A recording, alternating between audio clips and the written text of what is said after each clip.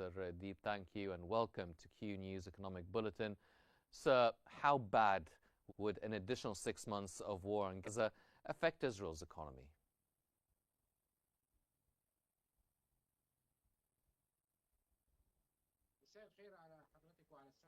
Good evening to you and to the viewers. More than 600 days of war which weakened the Israeli economy significantly. The first initiative launched by Netanyahu affected the Israeli economy. A lot of activities in Israel are very harmed by this war, and if the war continues, the harm will be further. The agricultural sector is suffering, especially after the immigration of labor, whether from Palestine or from abroad, who used to work in the Israeli agricultural sector.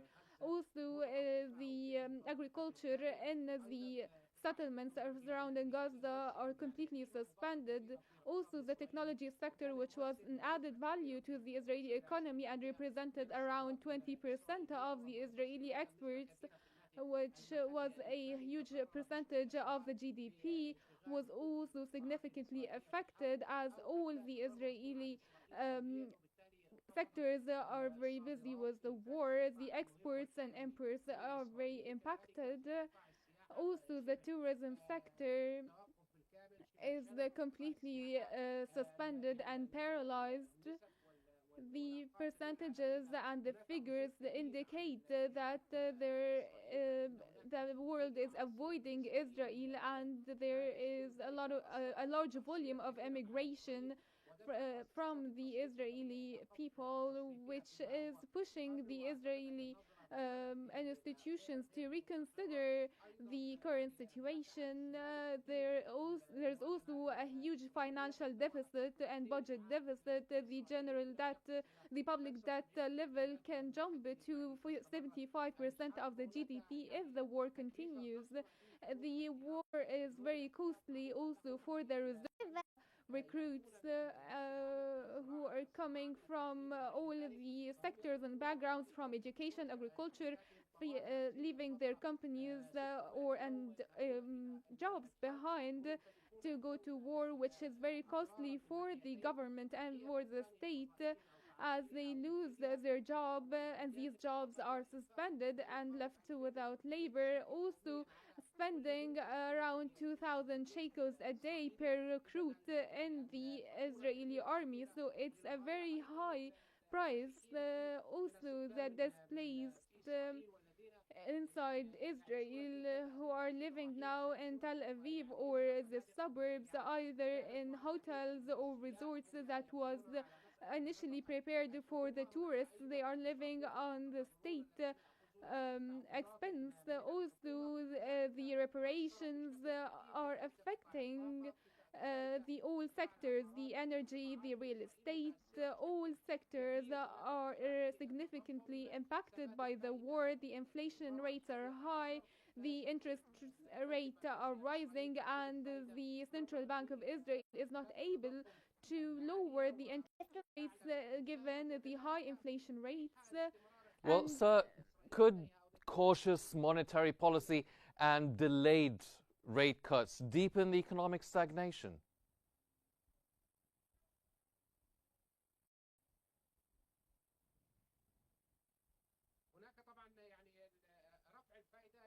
Of course, increasing the interest rates means deepening the economic stagnation, because Israel will not be able to lower the interest rates. The inflation rates are very high, so they are not able to lower the interest rate to serve the investors and push the production wheel forward in Israel. The interest rates remain very high to attract any investors, and therefore we are seeing a recession in the industrial sector inside Israel, given the inability of investors to gain and obtain any funds from the banks due to high interest rates. Also, the Israeli international reputation, economy-wise, and the credit ratings, the poor tourism and investment sectors, and the immigration of different companies from Israel to more secure and stable countries such as the United Arab Emirates or Egypt or Saudi Arabia. These companies leaving Israel, and it used to be based in Israel and working independently there. Now they are afraid of all the disruptions and tensions, as the war has taken so long, which led to the deteriorating Israeli economy. Mr. Deeb, now with the prolonging of the war, will also Ben Gurion Airport's Terminal 1 closure deepen the economic downturn? Will it have a significant effect?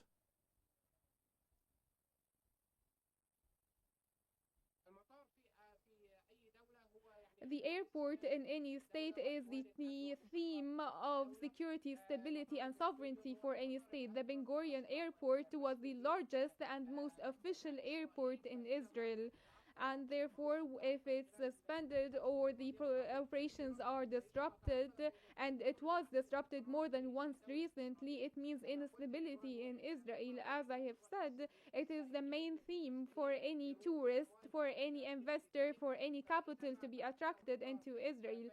And if it gets disrupted, it means instability and the lack of security inside the Israeli state. We have seen several aviation companies canceling their trips in and out of Tel Aviv, and yes, which is leading to a very negative portrayal of the Israeli economic situation for investment or for the tourism sectors around the world. And it's a very important indicator.